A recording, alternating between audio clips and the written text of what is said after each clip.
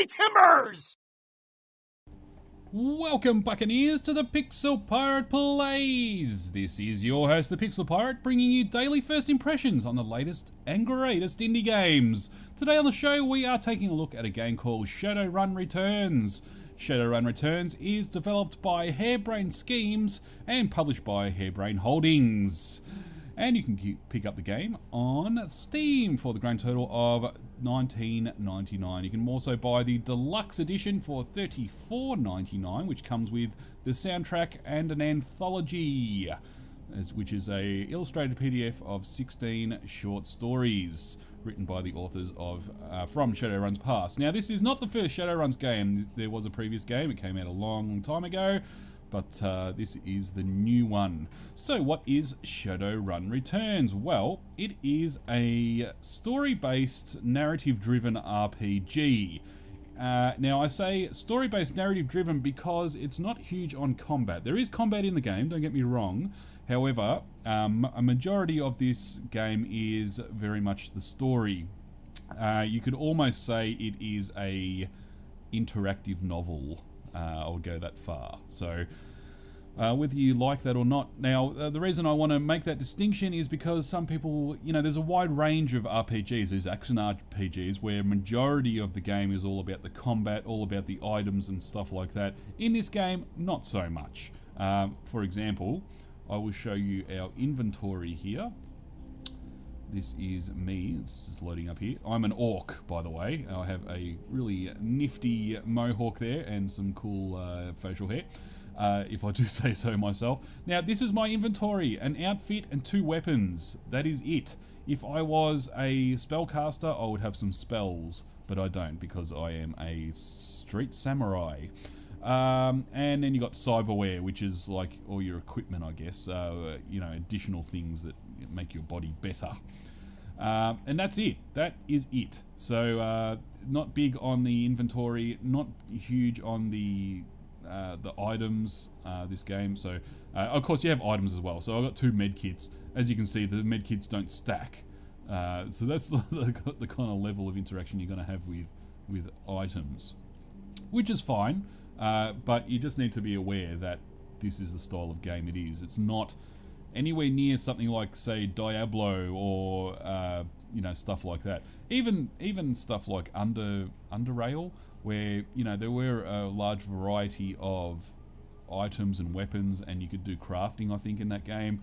Not so much in this game. So we're just going to get into some dialogue here, and then hopefully we can get into some combat. The combat is turn-based and is actually very similar to XCOM, but in any case, we'll get to that soon. As you approach, the man sizes you up. You can see the age-old fight or flight equation running behind his drug-clouded eyes.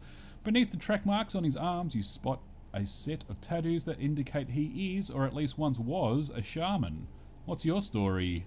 Nothing, no story, nothing. Just leave me alone. I didn't see anything, I swear. What didn't you see? Nothing, I didn't see anything. I just need my fix, but I can't get it because of the big pumpkin heads. You're seeing giant pumpkin heads, huh? Yes, the pumpkins down the street. They kill everyone who looks at them funny. Calm down, I'm the Pixel Pirate. What's your name? My name is Vlad. Vlad, those are some nice tattoos. Are you a shaman? The word shaman strikes a chord. He seems to shake off some mental cobwebs. Yes, I am a shaman. I thought so. Vlad, what did you see? See? Yes, I saw something the other night when I saw a spirit so dark, so alien, that Vlad trails off and shudders. Where did you see this spirit? Just across the street from the Seamstresses Union. It's gone now, Vlad. It's not going to kill you. You're safe. Thank you. I think you're right. I feel better now. More whole. Now, I think I need some sleep. Alright. So that's a sample of the dialogue. The dialogue is very well written. Of course, would want that with a... Orcs are my favourite. You would want that with a story-driven game. And it doesn't fail to impress. Alright, hopefully I'll get into a fight here. What's in here? Hidden in the garbage-strewn alley is a high-tech safe with a mag card reader on the front. Open the safe with Jake's mag card. With a smooth hiss, the safe opens to reveal a collection of gear that is a perfect match for your skills. Oh gee, handy that. Alright, so I've got a frag grenade. Oh, and it looks like we are going to get into some combat. Hand over the loot, bozos. So here we go. This is the combat. Basically, I can move anywhere I want to within this area. I think that takes 2. Okay, so I can move here. This area takes 1 action point. This area takes 2 action points. Everything is decided by action points. As you can see, I have a grand total of 2 action points up in the top corner here. So has my little friend here.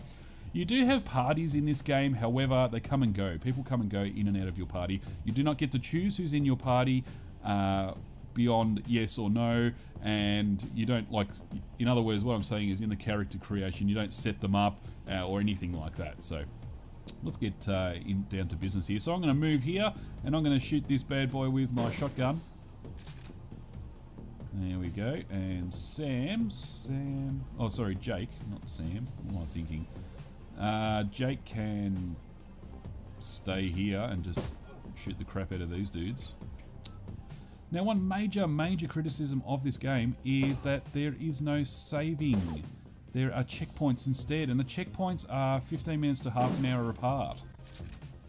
Which means that if you fail a mission, you must go and do all the bits and pieces that you did previously, all the dialogue, everything, until you get up to the point where you were at, which, in my opinion, really sucks. And I can see where they were coming with it, as in you don't get to quick save, choose the dialogue thing that you prefer, and if that doesn't go your way, you get to reload and choose a different one. I can see that, but that should be up to the player, not to the developer.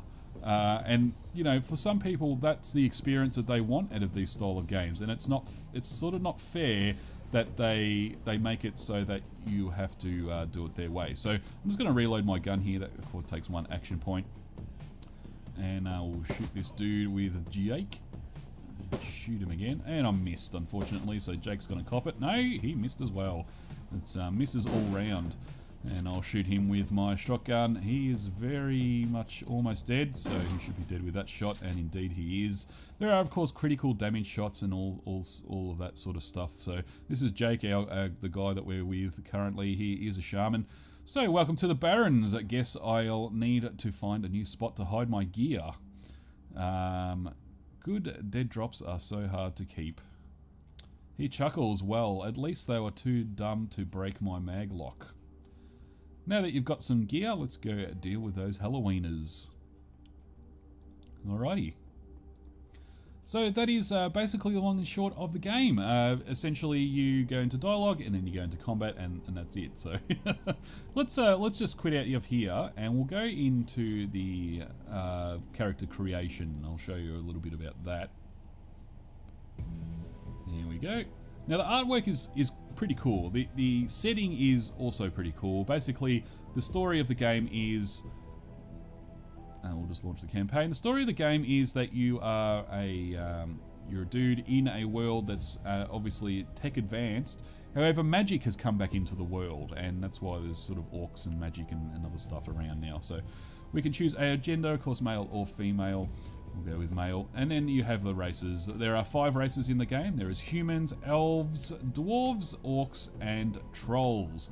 Each race has different attributes, of course, as you would expect in an RPG. So, for example, all dwarves have +1 willpower, and their maximum stats are body 11, quickness 9, strength 12, and so on and so forth. Whereas humans have +1 to karma.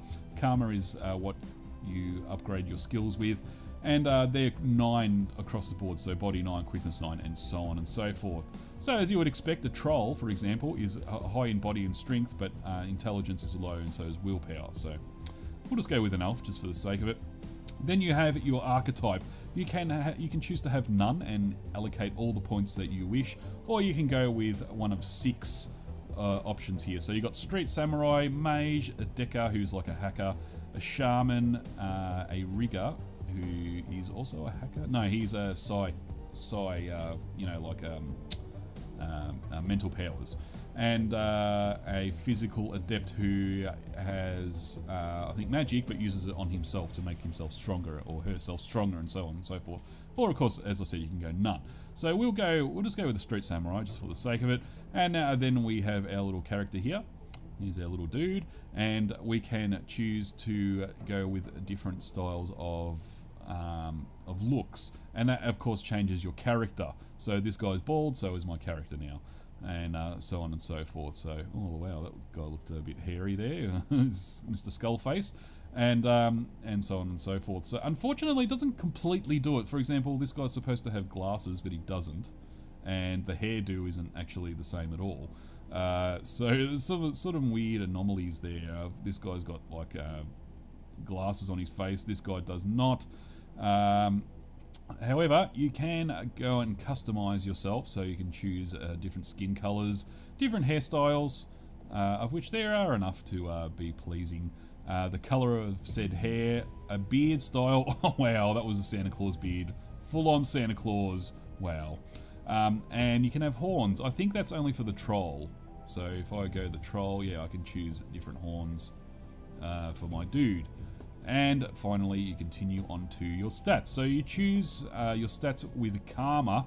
Each time you want to upgrade, you need to spend that amount of points on it. So for example, I'm on level 6 for body. I need to spend 6 karma points to get that. If I want 7, I need to spend 7. So once I get 6, I need another 7 to get up to 7, if that makes any sense. So each level up, the harder it is to get, because of course you need more karma. And that is how it works. So you can upgrade each characteristic of your character. So you got body, quickness, strength, intelligence, willpower, and charisma. And each one has a sort of subheadings, if you like, to upgrade that. So for example, in quickness, you have range combat. You can upgrade your range combat. It allows you this particular upgrade here for 3 karma. No, actually it's 5, because it's 2 plus 3. It allows you additional weapon slot. Then you got pistols and SMGs, shotguns, and so on and so forth. Under strength, you got your close combat. You got proficiency in melee weapons, unarmed, and throwing weapons. Intelligence, you got the biotech, decking, which is like hacking.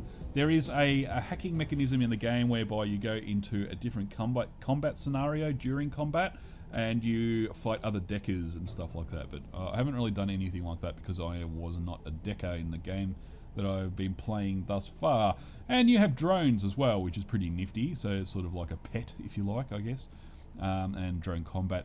Then you got willpower, which is all about spell casting, and finally charisma, which is, I'm not exactly sure, it's sort of conjuring, spirit summoning, which I'm not really all that knowledgeable about. I don't know what that's all about. Seems like you can summon sort of other pets, different kinds of pets, I guess, and so on and so forth. So that is it. Yeah, so that's the character creation. Somewhat in-depth, which is good. Now, problems with the game that I have. Well, it's somewhat linear. In fact, it's very linear. There's not a great deal of exploration going on in the game. You can't go to old areas, for example. Once you go past an area, you can't, you know, when you hit a certain section of the game, you can't go back and go to the first area like in a lot of RPGs, which is very unfortunate.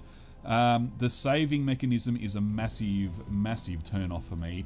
If I can't save, at least have a save and quit, you know, quit the game and save your progress and have checkpoints. But this whole only checkpoint thing, where if I don't want to play anymore and I quit the game, I could potentially have to do another 15 minutes of something I've already done just to get to the point where I'm playing. If I only want to play 10 or 15 minutes of the game anyway, because, you know, I'm a busy person, then that's going to be a big problem. So you need to really keep that in mind if you are going to buy the game. But other than that, the story is very well written. It's got a very rich atmosphere, but it is very linear, and that save thing is a bad thing. So there you go. So that's Shadowrun Returns, and that is it for today, ladies and gentlemen. As I mentioned, you can pick up the game on Steam for the grand total of $20 or $34.99 for the deluxe edition.